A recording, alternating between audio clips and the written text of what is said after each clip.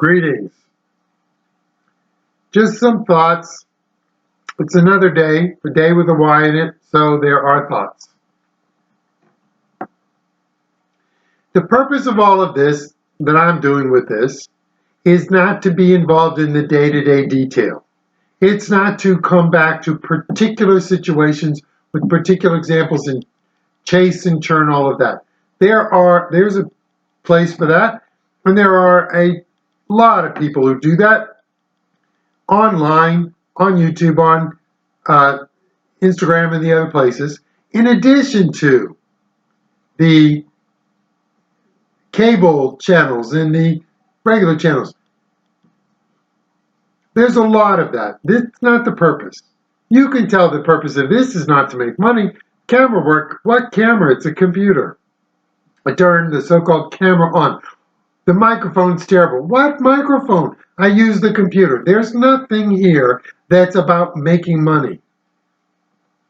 What this is that I cannot continue to sit and listen to all of this ridiculousness and not speak up. So, we've identified what do you value? Do your values matter? Do your values drive you in your thinking? How do you listen? How do you vet your sources? We did a little bit, and we'll do more, on do you even know? If you're an American, do you even know what the Constitution says? Do you know that the Constitution is the basis of this country and this country's government? Do you know these things? Do you stand on them? Do you believe, in the end, that even though we've never been perfect as a country, we have, over time, developed the rigidity of your immutable characteristics do not limit or advantage you with regard to rights, liberties, and freedoms? No. Everybody has the same rights, liberties, and freedoms under the Constitution. The purpose of this is to call us out now, for us to sit there and go, there's a madness now. We need to say, what do I believe? Where am I grounded? And then be able to look outwardly at these other things. So that's just a reminder. Here's a thought of the day. The business of being a victim is enormous. There are many different factors, but one factor, one facet, is how many people make their living, prosper off of these isms and phobias that they claim and that they project. There used to be in the United States legal segregation, where Black Americans were legally, not really constitutionally, but legally, denied their basic rights as American citizens. Lasted decades, lasted a long time, took a much struggle through the courts, through the legislative process, through protesting, through pushing. We've been in that place. Today, there are no laws. Prove me wrong. There are no laws that disadvantage Black people compared to any other person, or certainly compared to white people. There are none. Prove me wrong. There are no laws that disadvantage women over men. There are none. But today, in the last 3 or 4 years, there has been this, oh my gosh, this amplification of racism. So, what we're going to do today as a thought is to say, why is there so much amplification of that? Because the people who are amplifying benefit from it. They make money off of it. Their jobs are based on it. Diversity, equity, and inclusion. Diversity, equity, and inclusion. Diversity, equity, and inclusion. That is insidious racism brought in to any circumstance, any company, any governmental department, any school system by the racists. They're the ones who are saying diversity, equity, and inclusion is required. It's not required. It is not required. It is false. They're creating a situation in which they can then say, see, that proves what we said.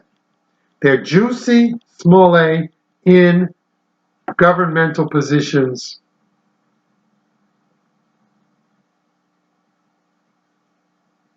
We are, as a society, in a place where we individually have to choose.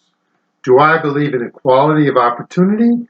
Do I believe in equal, everyone is equal under the law and that the law should be applied equally? Do I believe in that?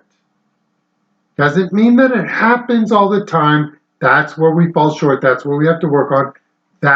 Do I believe in that? Or do I believe in the United States being fundamentally racist, fundamentally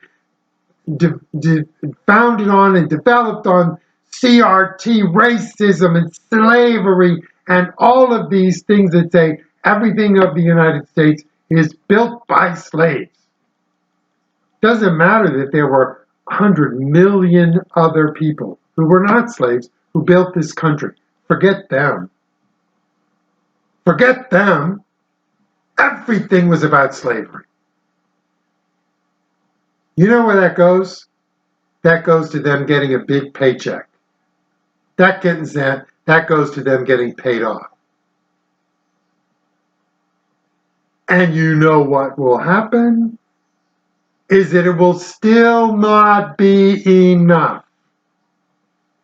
So, what we're going to do is decide, do you believe in equal rights, equal opportunity, equal chances?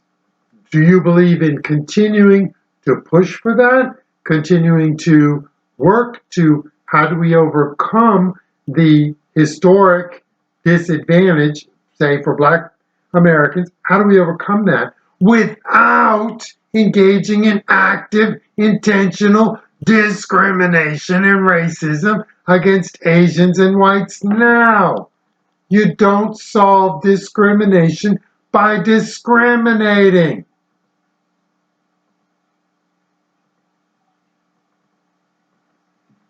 There you go. That's on the table. That's on the platter, sitting there. Now, consider it. Put your thoughts in. What do you think? How do we get to where we've been going, but still need to get to? Because there is a historical legacy. How do we deal with that? How do we overcome that? How do we do that?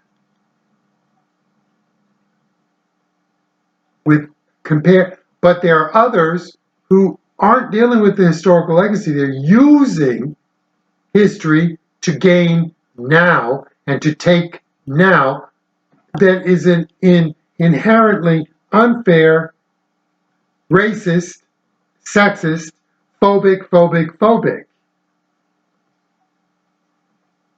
How do we do that?